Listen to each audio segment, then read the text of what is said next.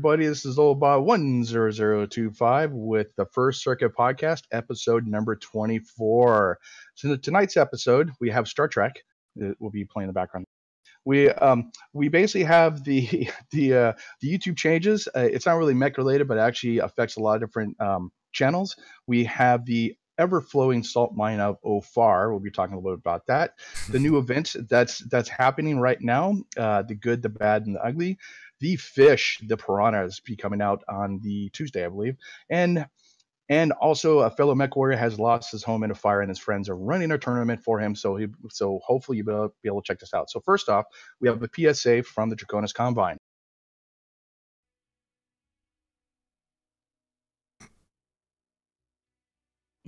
Dear citizens, the ISF for the Draconis Combine and Affairs Leader, Theodore Krita, wants to remind all citizens that your yearly taxes are due next week. Failure to pay your yearly taxes to the Empire will result in your holdings being confiscated, your loved ones, and including yourself, being executed or sent to prison. This has been a decree from the ISF and the Draconis Combine. Thank you. Now get back to listening to the First Circuit Podcast. So first of all, we have Byter. Go ahead and say hello, Byter. Hello. We have Commander Lemming. Hi. There he goes. And we have Ian. Hello, everyone. And we have Larsh. Larsh, the casual Mechwarrior. Hello. So first off, a lot of different changes have been happening to YouTube, and it's been affecting a lot of different smaller channels, not the bigger channels like out there like Logan Paul, but has been affecting a lot of different things. And we've been kind of discussing that a little bit. So we'll first of all, we'll go through the YouTube changes of what happened. I don't know if anyone wants to jump in on this or not. I can take it away. It's actually fairly easy. So in order to monetize your videos and actually make money off the advertisements on those videos, you now need to have 1,000 subscribers and 4,000 hours of watch time during the last year. Which doesn't sound like a lot for any medium and bigger YouTubers, but it's actually a giant milestone for any smaller YouTuber. Oh, it's a huge milestone. Like I know, I think all of us actually went ahead and we're past that. But for the smaller YouTubers that are out there, it's very, very hard to go get. I was not past that. I was gonna say, yeah, Bob. Okay. I think it's only you and I. Ian and Lemming are the. Did you guys get your email from YouTube? I did get my email that said, "Hey, we're changing shit." So, I got an email from my other channel. I got. Probably went right into spam for me. No. It was just like, hey, it's our partner program, and we're looking to focus on our important content creators who we know are good and put out good content. And I'm like, fuck you, thanks, YouTube. Yeah, it's kind of a dick move. But yeah, and it's one of those things too where, you know, you're also not grandfathered in, from what I've heard, from what that means. Yeah. I don't know. Yeah. Yep. Which definitely sucks though, because they should have grandfathered in. But the other thing is too, if you actually accrued like say $30 on your channel, they're gonna go and pay that off and then have you start, all over again, like pretty much. So I see the reason why they did it, because they want to get rid of the channels that just copy someone else's stuff and go pop it back on again. Like a lot of people do with the cat videos. They steal people's videos and pop them up and gain stuff like that. And then also go and bypass the 10,000 views from what it was before in April of the 10,000 views for your channel itself. But it sucks because a lot of people will be discouraged. New YouTubers that are coming out, you might not see the beef. You might not see like another beef or another Snuggles, another Larsh, another Bob, or like Lemming or Ian. You might not see those type of channels coming out because they're just like, oh, screw it, I'm not going to do it. Now you have to do it for the passion of doing it, of wanting to do it. Just jump in anytime, guys. I'm just rambling on. So to be perfectly honest, I'm one of the now demonetized channels from it because only like 450 subscribers. That's not going to cut it.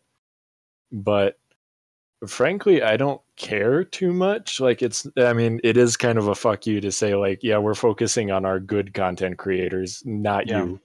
But our quote good. Yeah. But I haven't really even monetized any of my videos except for maybe one or two, because either 9 times out of 10, I'm using copyrighted music, which I don't really care about because it's like, oh no, I missed out on earning 10 cents. Oh boy, I'll cry my eyes out. And then, or I'm doing like an update video and I don't monetize update videos. Like, it's nice enough that people go ahead and watch them. Mm-hmm. So I don't really monetize anything, so it's not a huge hit for me. Yeah, well, but yeah, go ahead. Yeah, but definitely, yeah, go ahead, Byter. I would say just generally, YouTube has always had great troubles with monetization. It's never ever turned a profit, and with the current marketplace, the value of online advertising is going down, and YouTube has slowly been veering away from the small content creators, from small individuals, instead focusing on big channels and also just more TV-esque type content. So this is just a continuation of a trend that's been long going, and YouTube has always been a very kind of sketchy platform in terms of consistency. It always sort of has there's always something going on with YouTube. Well, no worries. Well, I'll just say, well, no worries, because tomorrow I'm going to go ahead and just buy a big old box of Tide Pods, and then I'm going to go ahead and eat them live on a live stream, and I'm sure that'll get me tons of subscribers for all the wrong reasons. But hey, I'll have all the views to be monetized. Did you see the stream of the dude saying Gucci Gang 1,000,000 times for charity? Oh, no, I haven't actually, no. That is fucking the best thing ever. But, yeah, they're doing this thing where they're trying to compete with Netflix and Hulu and other, online TV and everything, right? TV cable providers, and they're trying to make their unique YouTuber-made shows, which are usually very shitty. Yeah. Except for like a very small exception. It's, and they're not, I'm speculating, but I don't think they're going to succeed if they ever try to like put up a real fight against Netflix. No, they won't, actually. It's not Netflix anywhere. has a lot of cool stuff in there. But like one of the things I wanted to go and tell smaller YouTubers is that you have to diversify. You can't just depend, like to give it a perfect example, it is every 1,000 views you get, what is it, like I think $1, right? So like maybe that. $1 depending on your CPM. Your CPM is views per click pretty much. And literally, I mean, like even me, like I make enough to make a pizza to go buy some pizza like every 2 months or something. So it's not really, I don't, it's like cool. I get something, but there's nothing, that's not the main motivation to do anything. But you have to diversify. I mean, yeah, diversify, not diversify. But you have to like diversify everything you're doing. Twitch, T-shirts, Patreon. You got to do all those different things to make it actually kind of worthwhile. If you don't, and you're just depending on that, you're going to make pennies on doing it like anything. Yeah. Now, granted that the YouTube is for what it was, and for the most part, forever will probably just be a hobby. But I enjoy doing it as a hobby. But it was always the perk of, well, if I make $100 from the Google AdSense, well then, hooray! That's that. Yeah. And so far, I know I'm safe in the terms of the rules, I believe, so I'm still making some sort of income, but I think kind of like how it was for Lemming, it was like, well, if I get it, awesome. If not, I'm still gonna poop out a video, like a big one at least once a month, kind of thing. The part that worries me, though, is the fact that monetized videos are normally basically recommended more often to viewers, because of course that's what YouTube wants to direct their traffic to, is the videos with the ads where they can make money.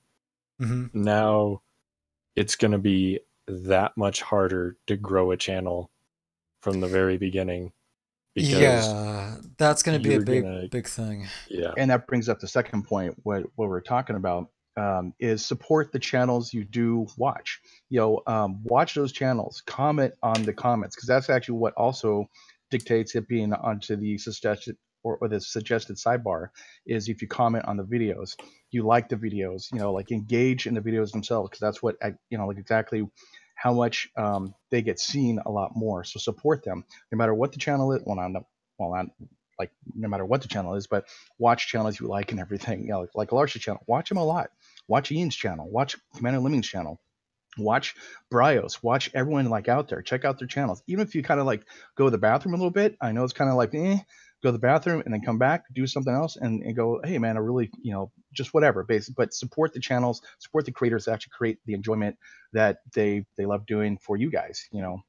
I don't know, that's just a PSA. Oh yeah, I definitely agree that for the people who are watching, you know, if you have a Twitter, go to Twitter, tell Russ about the things that you like, and hopefully if we're doing a good job, I hope, fingers crossed, you can let people know. And also, on the flip side is that if there are things that we're not doing, but you want to see us do, yes, give us feedback, because I think as YouTubers and content creators, you know, because we do have full-time jobs or we're going to school or have classes, our mind might not be 100% YouTube video creation. So so a lot of times my mind is I need input from outside sources besides my usual desk job of just answering the phones all day at work. But mainly outside input is always welcome from all sides. Yeah. Definitely. That's one thing that like I actually thrive on, basically, is actually talking to people. It's like, okay, I could probably make this a little bit better if I change this or do something like that. You know, give input, give, you know, constructive like input, not your channel sucks, but just constructive input be a lot better than anything else. But yeah, that definitely helps out. You know, like Larsh was saying, we all have full-time jobs or go to school like Lemming, and it just sucks because, you know, they come over and we're building stuff, and we you know, we live in our bubbles sometimes, and so we do certain things because we know, quote, it works. But if you actually, you know, talk to us, and we can get a better aspect of what's going on through the community like itself. Yep. I mean, I'm pretty sure everybody here reads all of their comments for the most part. Yeah. Because we're still like small enough channels that we can do that. And God, the amount of support I've gotten from comments in fixing my audio issues helped a shit ton. Oh, definitely. Yeah, because I'm not the best when it comes to being able to identify an audio issue, or I didn't know the name for different types of distortion for like post exporting.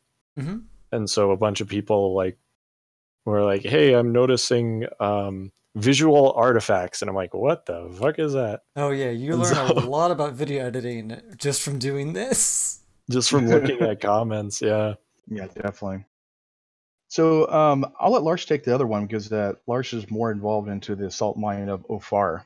So, we're going to that topic now. Yeah, so I always have something else for the first one. No, that's fine. Yeah, so I think not much. I think my only other little tangential point. It'll be interesting to see, of course, how in the long run YouTube pans out, because yes, they're focusing on the big creators. They're trying to make more money up top, and maybe that will work. But I still think fundamentally there is, you know, it's always going to be turning a loss. I'm not sure these changes are going to really improve anything. The only other thing is tangential loss that isn't so not a lot of people may notice is lightning in a bottle videos.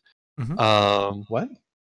Lightning in a bottle, i.e. When the phrase lightning in a bottle is something that basically something that goes viral. An example that comes to mind would be something like there was a lady who had a Chewy mask, and she was really happy about it. And that thing. Oh yeah. This the meme. It's basically the like giant meme videos that go crazy and get all the views. But those are now, rare. I don't know how much YouTube makes from those, but obviously her channel under the new system will not be monetized initially when she makes the video, and therefore they're not going to make anything from it. From YouTube's perspective, that is something they're missing out on, I would imagine. And it's something that not many people have talked about. Yeah, I never thought about that. Yeah, otherwise some people have been trying to cite this most recent change to the Logan Paul drama, though like with other dramas, it's always a bit too short-sighted, honestly.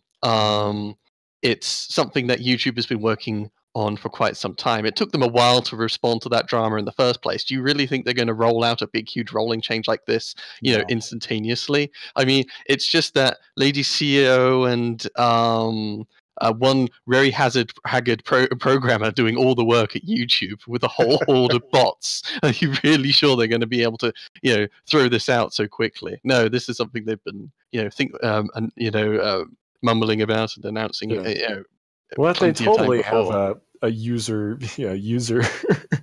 Oh God, I can't think of the name, but they always say that they have like a user help division at YouTube. Oh, I never noticed. I mean, their help it's just a giant forum. That's all it is. Yeah. The main thing though, like before you actually jump into like OFAR, I just want to say, don't give up. You know, basically, you know, do the stuff you want to do for a passion, and you know, don't do because of the money. Because if you do for the money, you're gonna get highly disappointed. Trust me, you will be. You will be. But do it for what you love, you know, and don't give up though, man. Yeah, exactly. Okay, Larsh. Okay, so for the next thing is going to be the OFAR Fallout.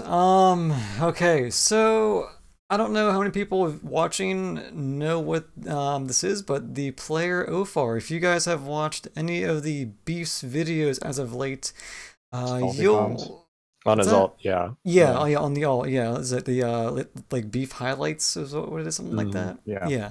So during his live stream, a player got rather salty and made some very discouraging comments in game. So now I don't think we use this podcast to highlight the dicks of the game, but this one is standing out more so because I think it's reached the Beef's channel and it's reached parts of Reddit. So I feel like we could touch on it a little bit. We don't need to go too much into it.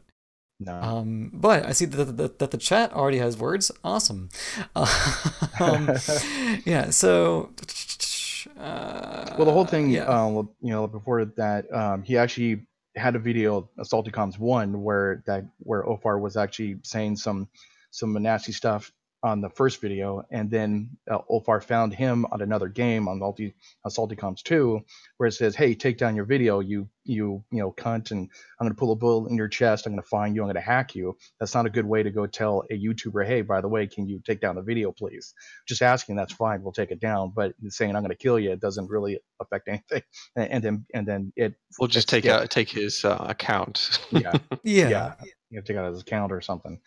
But it's more of a okay, go on. Sorry. Oh, no, this is the. So I mean, the reason it's sort of been covered beyond just Beef made these two videos, one about the salty player, and then the second one where that guy reacted to the first video and was even worse. Was in Beef's second video. He sort of did. He said that the guy was banned from the game basically for his actions, and he even did a little kind of a silent moment. That was awesome for the guy. Yeah, it was really. It was candle too. I mean, it got kind of serious. It was like, huh. Yeah, I mean, he threatened someone's life on a live stream that had probably around 100 viewers, and then it got posted on his channel, which had 10,000 views. And then it got to Reddit. And they got to Reddit, and then Reddit was like, and there were all these confirmed, yes, I've seen this guy before, and he's a total dipshit. And the thing that caused controversy wasn't this whole thing, because you see dipshits all the time doing stuff like this. Yeah. It's the fact that he got kind of a slap on the wrist for it. Yeah. And it's maybe like a 2-day ban, maybe 2-day ban. Well, that's the thing that we're not totally sure all about this, because obviously we don't. We're not. But someone posted a screen cap saying, "Oh, look, he's still around, guys. He isn't actually banned." And people are like, "What?" Yeah, that is a totally permanent ban, like when it was type of thing. He can maybe make a new account, and lose all of his progress, but not what happened there. It's questionable. I mean, even Christian got banned on his alt account that had chat disabled because someone got upset that he decided to hide and wait out a round. That was enough to permaban an account right there. Yeah, and then you have a person who actively in-game is going to make life threats. But going back to what we said earlier is that the people who are watching, if you weren't aware, this wound up exploding on Reddit. Is that, you know, once we saw the fallout from the Beast videos, we thought he was possibly banned, is because there were no updates. Well, it was like a day or two later, a person posted a screen cap of him actually in game, and then Reddit exploded, and there really hasn't been any reaction from PGI.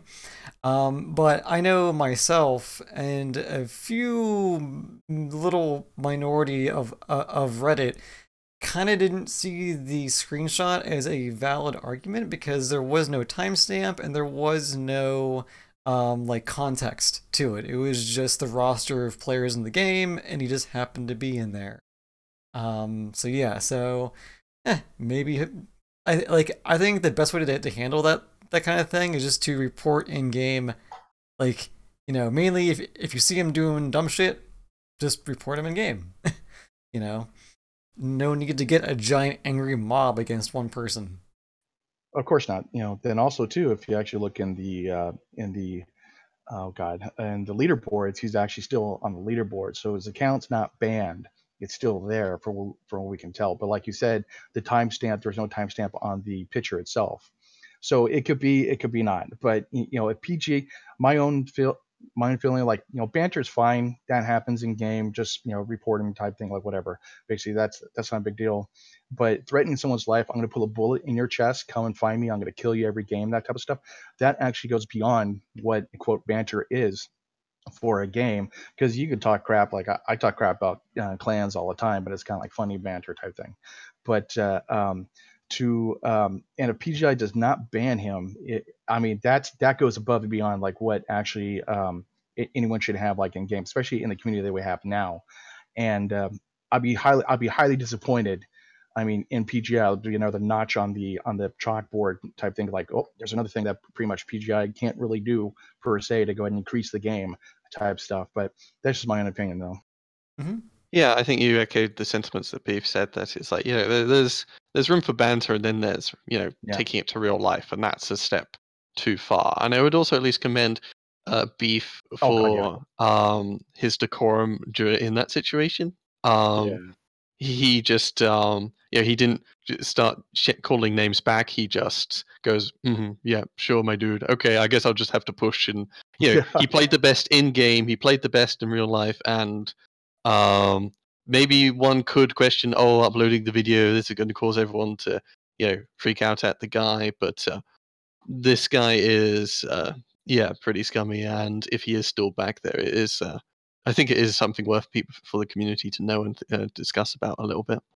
Yeah, actually, I have to say, Beef handled it like a pro, man. That was, I mean, I would have a hard time with that, but looking at what Beef did, I'm like, okay, I'm going to start doing that. I'll just go and play the game, just go from there pretty much. But Beef handled it like a pro. Yeah, he did. Yeah, no, I wouldn't. In an instant, I would just start trying to make him say worse and worse stuff. That's what I do.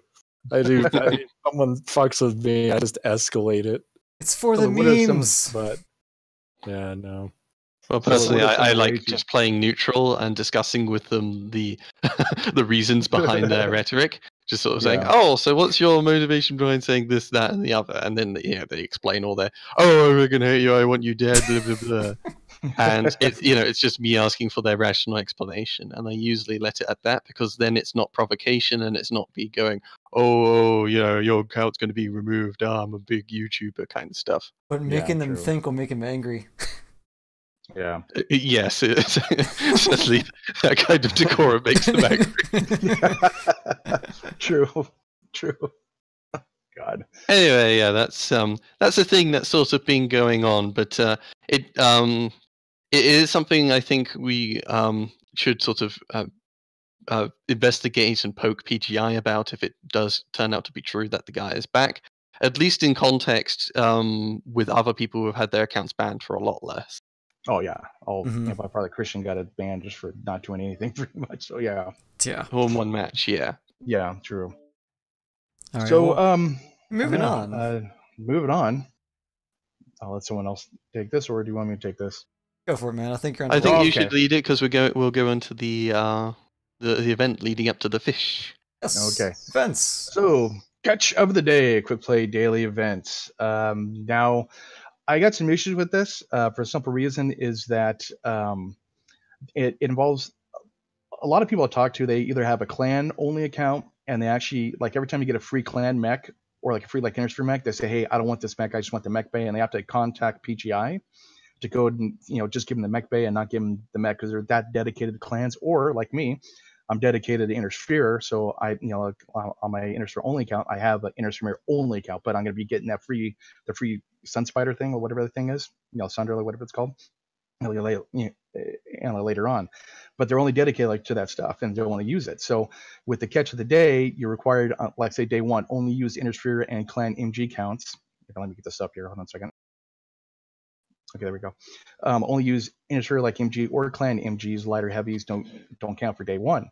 So I felt dirty for using a clan mech. Well, actually, in day four, that's what I used, or day three, or day four, like it's NVIDIA medium laser and clan medium laser. I felt dirty using a clan mech. I had to take a shower afterwards. But actually, I used Larsh's Nova build for the trial mech before it, and it actually worked out pretty well. Plug Larsh, plug Larsh, plug Larsh. There you go. But and it worked out good. But a lot of people, I don't think it's a really good idea that they actually have both clan and NVIDIA. They should have actually just had like 500 damage with NVIDIA medium lasers, and that's it. Not to do both. But like I said, I had to take a shower. It was kind of nasty. I did some nasty things inside the clan cockpit to give it back to the clanners. But it's just. I was very pissed off that they did this because on the day one I couldn't do it for my NVIDIA account because I don't think they have any really good mechs for the clans that have machine guns, especially for trial mechs. But they do had a really good one for day four for the NVIDIA medium lasers.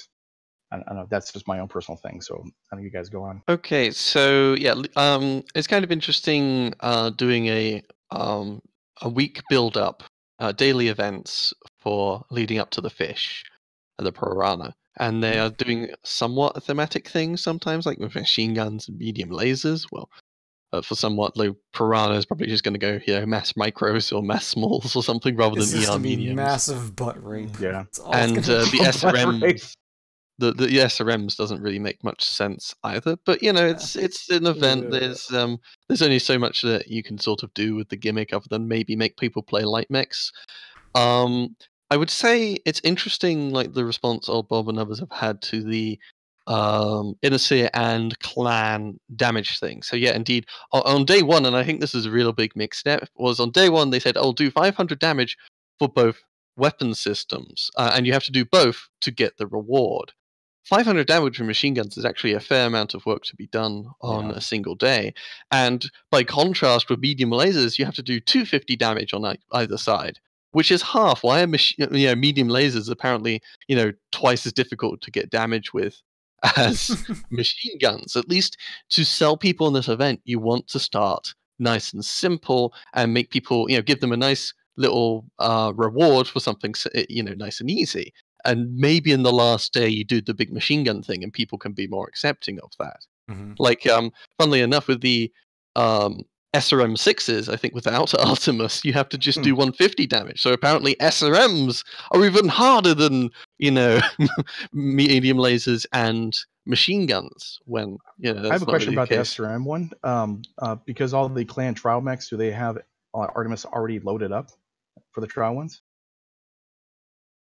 I would have to look at all the ones there and see what is Let me see that. available. But I would say a big difference, like a big contrast I would want to make is, do you guys remember the going ballistic challenge? Oh yeah, that was fun. I enjoyed that. Yeah, a totally different reaction, but that obviously is also separated by the two different tech bases. The big difference, of course, is just the fact that you need both tech bases rather than dividing the rewards into two little groups. Like it's giving 100 M, like for the machine gun one, it's 100 MC and two 50 cal necklaces. Well, don't get me. If I've done my math correctly, that's 50 MC and a necklace for each faction, and that would completely avoid the whole, problem in the first place. Yeah, I think the issue is I get irritated when people flip their shit about these events where they make you play something different than you normally play, and then people whine like that upsets me, because I like to do shit like, dunking, which is significantly more difficult than any shit that PGI is going to make you do. But okay, remember when they made you play and win one game? That's it. One game in third person. Oh yeah. Oh and yeah. People It wasn't that initially. lost it. It was 3 initially. Oh yeah. Oh yeah. They three. went insane on that one. But still, okay, too bad, so sad. If you don't want to do it, then you miss out on what, like a 50 MC thing. It's not. Mm-hmm. It's not big. And so I managed to pull a 750 game in the Arctic Cheetah third person, and I didn't get it. But the problem is that annoyed me. Is that okay, yeah, someone said faction play. That's a good example. Yeah. Faction play is where they make you do a shit ton of matches and dedicate shit tons of hours, and people don't bat an eye at that. But then all of a sudden I have to play a different mech for 3 matches, maybe 5. It's just people really, really like to stay in their comfort zone, and that's part of the reason why the game is stagnating like this, where people don't experiment because it costs a shit ton, or they just don't like it for some reason. It just personally, it frustrates me a lot. Well, I think last week we talked about burnout, and to do different things in the game. Try something different. Basically try different mech, try different type of thing you don't normally play, and that actually will help your burnout. And then, like you're talking about, try different builds, and that'll make you do a lot more of these events to go do that kind of stuff. I just have an issue with the clanner thing, and I checked on the SRM 6 thing. There's no trial mechs with SRM 6s. Oof. Yeah, that's good. That's gonna hurt. The other questions would be, is there would it be possible, this is for a new player, someone with not many mechs, it's going to be quite difficult to do the machine gun thing, to do the SRM thing, to do the medium laser thing, particularly ER medium lasers, since the trial mechs typically do not use new tech at all for Innisphere. No, because all those trial mechs were before the new tech came out. That's you think they have another contest for that, to have more trial mechs with new I can't tech wait for a contest to put another troll build in really slowly. Yeah, true. Mm-hmm. But actually, I'm going through a few of the comments here, and I really like what Skippy Nibbles here is saying. Is that it's actually his idea is interesting, and I had a similar idea last week. But he's saying that they need to make tiered level events, so easy with a small reward and harder events with bigger rewards. So if you're a casual pleb like I am, I can go in, I can get the easy reward, and I feel like I still accomplished something. But if you're one of those types, that's essentially like a loot bag event, though. You go in for as long as you can, and you get out whatever, but you get what you get. That's why I like the loot bag event. I think it's probably why they keep doing it.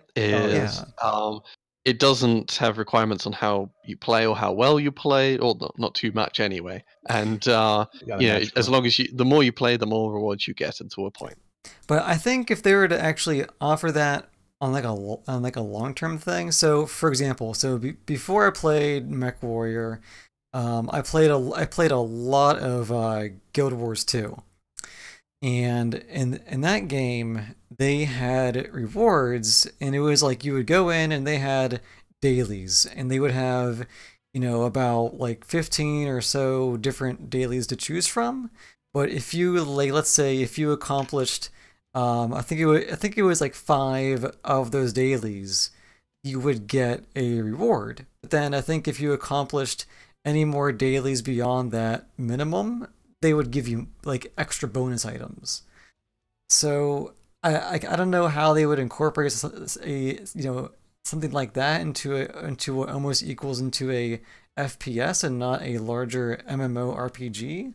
But I think if they're to incorporate some sort of daily reward system, and it would just be beneficial, because if it would totally be great if they did a per player mini little event system. Every day you get a new event tailored to what you have in your mech lab, because it's something like other games they play, like Heroes of the Storm or whatever. You mostly play support, then you're more likely to get support quests. If you don't own any tanks, then they're not going to give you a tank quest, because that's not exactly fair. Metal, he was saying something that because events, when I kind of like stay away from events, because it turns out to be, 24 machine gun mechs running around trying to kill each other, which is fun. Don't get me wrong, it is kind of fun. But after a little bit, you're like, okay, I'll just do it and just go off and do something else. But Metal was saying that, and you guys are saying that having a different event for each player will be a lot better. Like, say, you got to get the machine gun on this day, but it's different for another person, so it's all random type thing, instead of it would increase the variety of the matches and the mechs people are taking out. Yeah, this is something I've argued for before.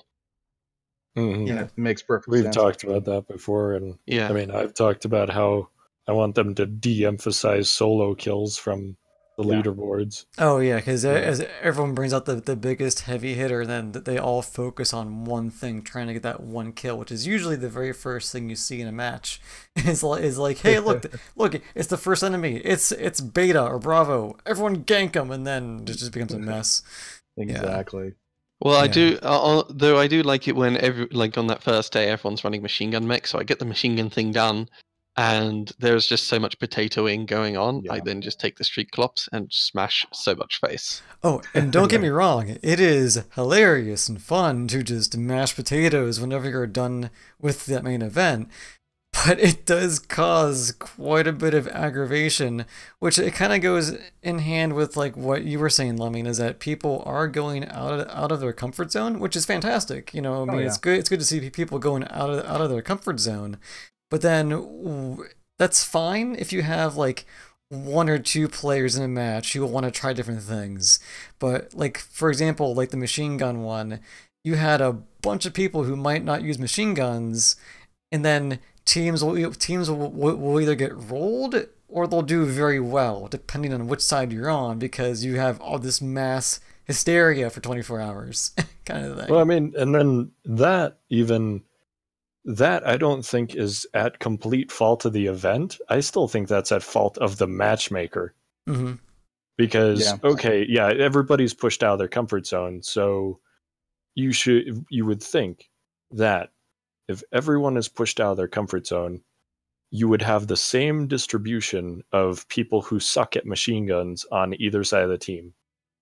Like, that would be statistically common. It would be very weird if one team got all the people that suck at machine guns and one team got everybody who was really good at machine guns. But that's what seems to happen, which is weird, and I still think it might be due to the fact that the tiers don't do anything and we're back to matchmaker sucks. Yeah. I'm not sure. The difficult thing with everyone running machine guns, particularly with the IS requirement, is that IS does not do very good with machine guns, with only a couple of exceptions, like the Arrow and the Jägermech, perhaps. Those can run 6, but otherwise, IS really struggles to do machine gun, and machine gun players are very difficult, very skilled. Play style that only so many people are actually any good at all. So I think really it's down to the fact that one good machine gun mech player can do way more than a whole bunch of average players. And the same goes also for someone who just takes a solid build against a whole bunch of people running machine guns. The high skill ceiling that you need to reach until you're actually kind of viable meant that good players were dominating much stronger than usual. That's why I took the Street Clops. I would just run over entire teams with that thing because they are unable to fight back that well. As long as my team is backing me up semi-effectively, I'm opening up components left, right, and center. They're getting daggered down to pieces, and they have no recourse whatsoever. Yeah, I mean, okay, yeah, you do have some good inner sphere machine gun mechs other than those. I mean, there are free ones available. Like, of course, you have the Urban mech. You have the Spider 5K. That thing is a fucking nightmare if you know how to play it. Yeah. I went Locust 1V with 4 machine guns and a flamer. Honestly, I feel like you're making it out that machine guns are extremely hard to play, which I would disagree with, personally. They're hit scan weapons, like you just point and shoot and that is it. They had to use regular machine guns. Their optimum range is 130 meters. So choosing when and where and who to engage is extremely important. Something much more, a skill that a lot of players are not used to when they are, of course, using typically, at least even brawlers have 70 meters optimum range. Keep in mind, though, that pretty much everybody is running machine guns at this point, so everyone wants to get into that range. So I guess your opportunities to get into that range are a lot higher than normally when everyone is toying around with much longer range builds. It depends. Like what I saw a lot of was people taking regular builds and swapping out bits and pieces here and there, and just slapping on a couple of machine guns and playing normally. I have seen that actually, because I think I was watching, was it Father Bill's stream, or during the machine gun event at work, and a person took a Huntsman and just loaded it with machine guns when it would typically be like LBs or like Ultra ACs, and it was like a ton of wasted tonnage. There were a lot of wasted tonnage mix. It was horrendous on that one day. And and also, real quick, just from the chat, Wendell, hello, and Lemming, Wendell says hello to you. Hey, Wendell. Hi, Wendell. He only targeted Lemming. Yes, because he is special. That is my baby boy. Yeah, but anyway, but it was just when that came out, you would see so many events on Twitch, or something, but mechs on Twitch. They were just waste of tonnage, and it was hilarious, but really bad all at the same time. Yeah, I think I took out. If you know what you're doing, was what I found when I was using the machine guns. If I know what I'm doing, I can just go and kill off whole lances on my own because they are so ineffectual. But the same problem is for me is that I have nobody I can trust on my team. So it's an interesting situation, but I still think that machine guns take a very pouncy playstyle. And most people take light machine guns if they're ever taking machine guns, and that allows them to stand back and poke and snipe and avoid having to fully engage. But engaging in the pounce style and having a mech that's good at pouncing is something quite different. So a lot of people just sort of, I've got a K2, so I'll just chuck on 2 machine guns and some VPCs. There we go. And I was like, oh no, that is not fine. Nah. But yeah, I mean, it's like, well, okay, what do you want to do? Like, add more crutches for these poor people, or just? Oh, I had fun smashing them to pieces with the Street Clops. It's tricky. It is what I'm saying, because, like, yes, if they randomized the events and gave only some people at that event at a time, you'd be good to go. Sorry, go ahead. Yeah, if they fix the matchmakers so that better players who know how to play different types of mechs were actually matched together rather than just you have a hat drawing, then you'd be able to actually have fair matches, and you might be able to do something like this. It's the difficult thing of actually keeping track, though, of exactly what people are good at. Like if you have an event which is all about get this many kills or KMDDs in the Assault Mech, then of course Ian is going to do extremely well. Yeah, I would suck at that, by the way. Oh, I would love that. I'd be so happy. But if he normally is actually just playing heavies, mediums, and lights, then it has no chance of telling that. Well, I think kind of getting back to what I said too is that so let's rewind back to the machine gun day. Is that just to prep for this Piranha thing, it would have been interesting if they had here are 4 potential goals that you could reach, but if you get 2 of the 4 goals, you can get a prize, and it could have been like. And it could have been like machine guns, small pulse, micro pulse, have various options. And then if you were to, because with me, I say, oh, I'm not good at micro pulse or small pulse, I'll just go for the machine guns, but I will still be eligible to get the said prize.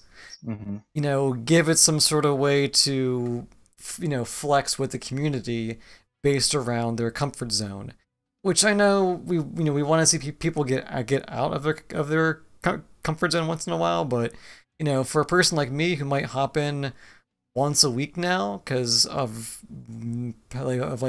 personal life stuff, it'd be nice, to give me that option to go in, choose what I want out of a pool of things, but still be getting something in return. I would actually say they are to some extent doing that, because you can choose to just not do some of the events, and you've got choices over the 7 days. And my personal opinion is I prefer the approach PGI is taking here, with splitting them out over multiple days, just to keep players hooked, to give them something to do every day, instead of just having a week-long event with those 4 options we just mentioned. The principle behind something like the loot bag event is to have people playing for the whole month, and however much you play, you reward them accordingly, and it's all just random chance. The idea of the daily challenges is to try and get people to, just like with daily quests, to keep logging on every day. So doing the more broader, you have a week with so many criteria thing could be easily achieved on the first day, and it does not achieve somebody coming back every day of the week if they want all of the food pellets. Exactly. Well, same thing with faction warfare for the full food pellets. They'll just go and just get that and leave. Yeah, exactly. So I mean, there's going to be strengths and weaknesses with any particular system, and with the huge number of mechs and different players out there, it's really difficult to balance out these events, at least if you're giving it to everyone wholesale like what they are doing now. True. For the most part, at least for me personally, I'm having fun with the events. They're nice and simple and easy. I've done all of them in a very small amount of time. But as always, I think with every single event, we always have nitpicks here and there and everything to make about them. To maybe kind of wrap up the whole event thing, it's good that PGI is doing events. It's good they're doing daily events. It's better than no events. Oh yeah, true. That's very true. Yeah. True. Yeah. But I think we've gone over events a lot. Should we move on to our next item up for bids? I think the last one. Let's wrap up with the fish. There are 2 things: fish and then tournament. But it's only so much time. I know. Corks for fish. Corks for fish. They weren't actually that good. So coming out, was it next Monday, the 22nd? There's going to be a new patch, which of course includes a new mech, the Piranha, a new 20-ton clan light mech, which boasts huge numbers of ballistics or energy, or ballistic in energy, and also AMS, possibly. The 4 AMS one? Is that what it is? Yes, it is! There is. Yeah. We haven't got the patch notes just yet, so we're mostly sort of in the dark about that. We haven't had a timeline for quite some time. I think, at least I've heard rumblings, and this is probably quite true, that the Assassin 21 is probably going to get a nerf. Yep. I have no clue exactly what that will be. I assume it's going to be something like agility, since all the other Assassins are not. It sounds like it's going to be just an Assassin 21 nerf. But Yeah, in terms, sorry, go ahead. Oh, sorry. I was gonna move on to the Piranha boat. What's up? Oh, I was just gonna say, like, it's not overwhelming basically as far as quirks wise for the mechs. I mean, each one got the heat dissipation, and then also a couple structural quirks, but only at +4 points. So it's not really mind blowing or anything. I'm just upset that the 4 AMS variant doesn't have any like AMS like quirks or anything like that. I want my rate of fire for my fish. Yeah. Also, Robcade, and Robcade put in chat to why does the fish with the 12 MGs need actually need the heat sinks? I guess for the two machine gun lasers? Ghost heat coming soon. Yeah, no. Oh yeah. It has some energy hardpoints as well, and that will help those who often throw on heavy mediums or heavy smalls or whatever. That's 2 tons of ammo, man. That's 5,000 rounds for light machine guns. Yeah. So needless to say, those who are watching and they typically stay tuned after our podcast for the in-game stream. This week there is no theme. We're just gonna be having fun tonight. But next week, I think we know what we're doing. I kind of like what is this here? Oh, Ron Overdrive, also known as That Effing Guy. Theme night, barrel of fish. I mean, yeah, though I think this is, most of them have a universal just that quirk, full structure to each leg, and the dissipation thing. The dissipation thing is often given to the small mechs since they cannot fit that many heat sinks, and to actually be able to pump out enough damage, particularly with stuff like with lasers or missiles, they always almost need that. And giving it to all the fishes and not tweaking it for every single different variant according to how much you think they will or will not use lasers, I think it's just a simple way to go, and it doesn't create confusion. There's no need to have vastly different quirks on this mech, because it is for the most part not being heavily quirked, because, well, as appears on paper, it should be a pretty decent mech. Yeah. I mean, 15 freaking micro pulse lasers, come on, that's gonna be crazy. I don't know how that's gonna work. Did anyone do numbers on what its top speed is? Not like yet. with top engine? It's a 20-tonner, so just throw in the same engine size as a Locust, and you'll be good to go. It's a 170 max engine. Yeah, with the engine 180 for the Piranha 2, that goes 145, I think.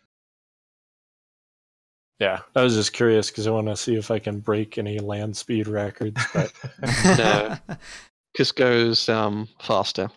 Yeah, not much. Just paint it red. Yeah, paint it red. Faster. You get an extra inch.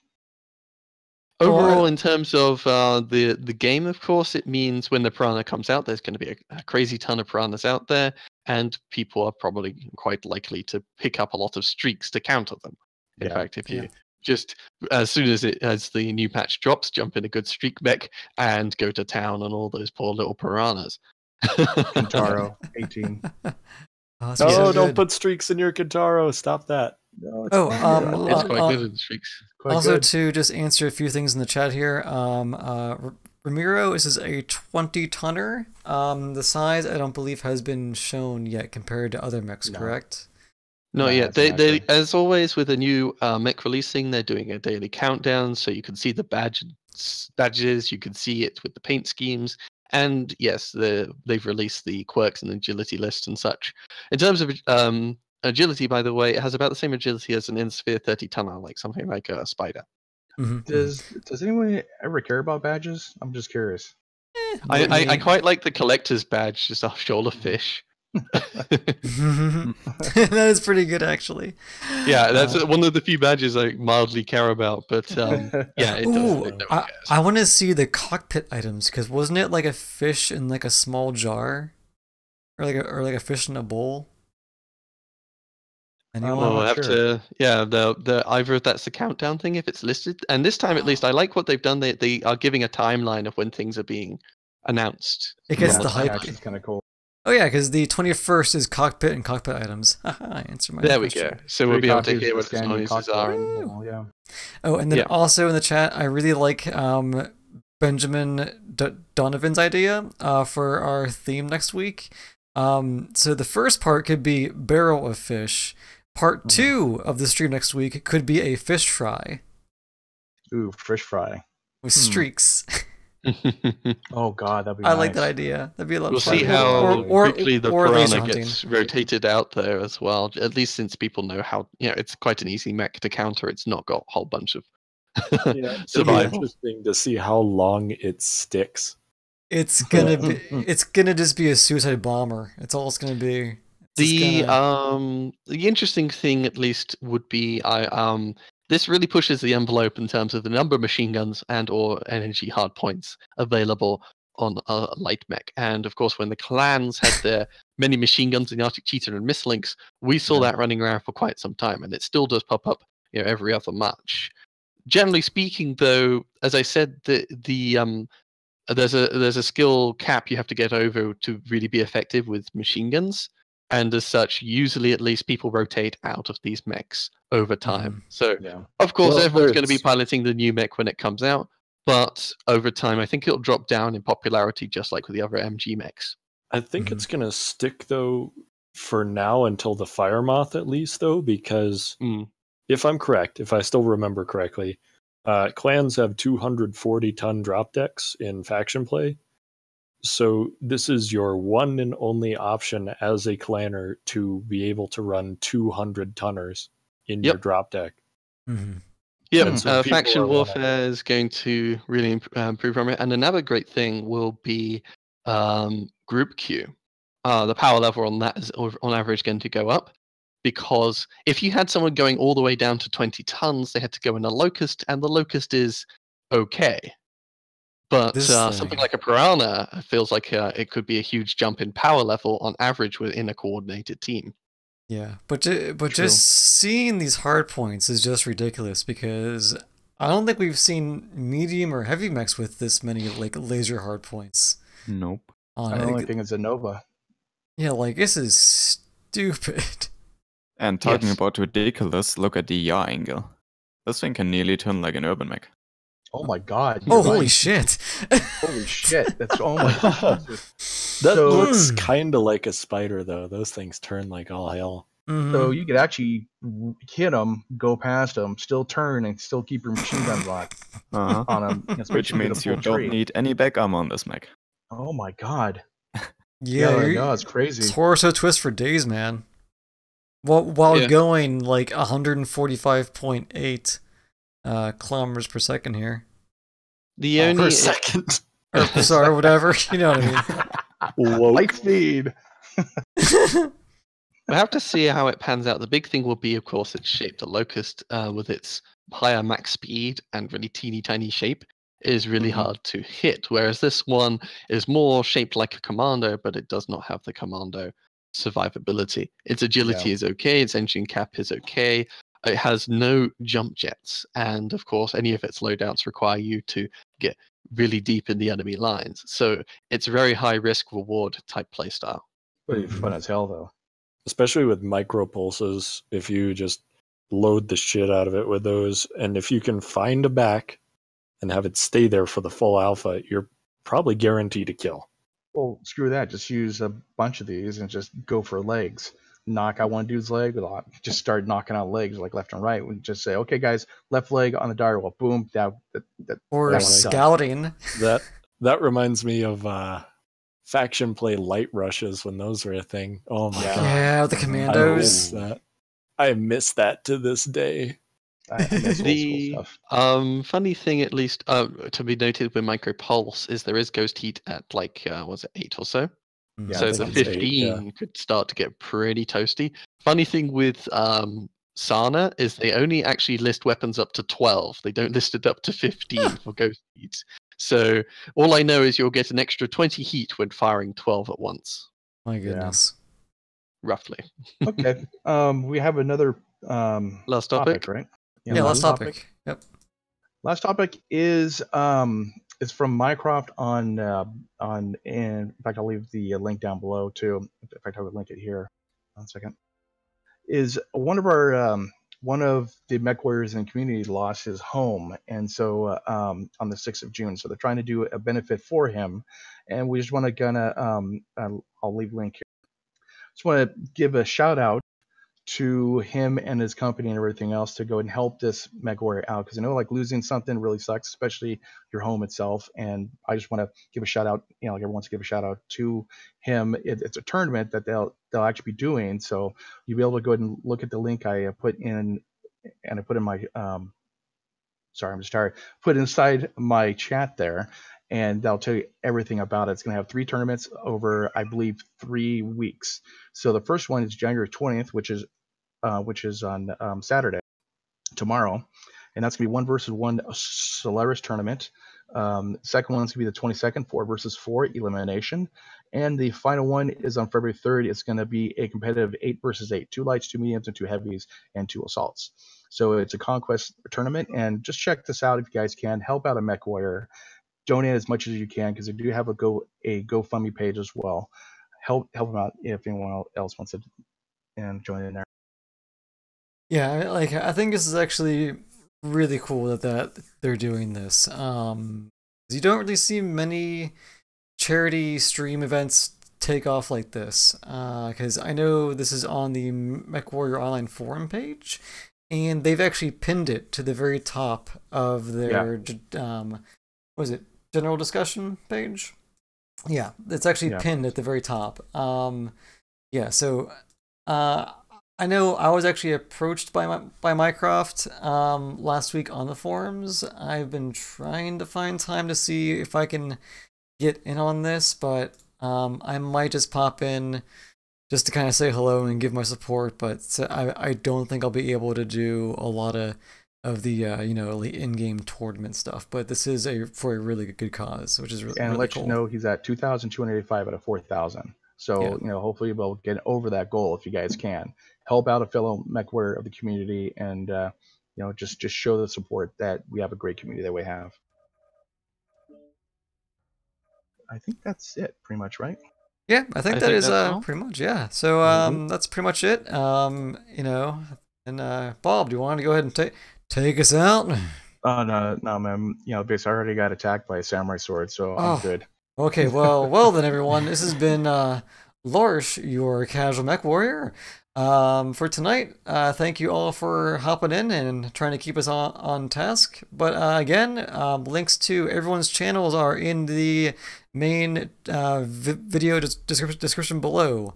For Byter, Lemming, Ian, Old Bob online, Old Bob, and it was also streaming. I think Ian, were you also streaming? Yeah. I'm streaming, yeah. You're streaming too? Okay, so yeah, we're all streaming. So everyone, thank you for tuning in. And if you care to do the usual shenanigans, I know myself, I will be back here on Twitch and YouTube for just a group drop stream. Again, there is no theme, just to have some beers and some good times tonight.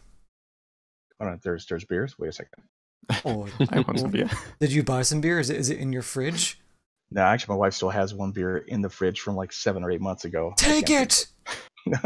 Take that beer and use it. All right. I'm going to leave a link for, you know, do you mind if I leave a link for your Discord so people can join? Yeah, sure, man. Okay. Left a link in there, and that's about it, guys. So thank you for watching. I do appreciate this. This is Old Bob. Anyone else? And we have Lemming. Yo. Ian and Byter. Clark. We gotta have a better outro, huh, guys? We will get there one day, but then again, we are par for the course for fucking this up. So I think we're doing pretty good. Happy New Year on that one. And we're out. And yeah.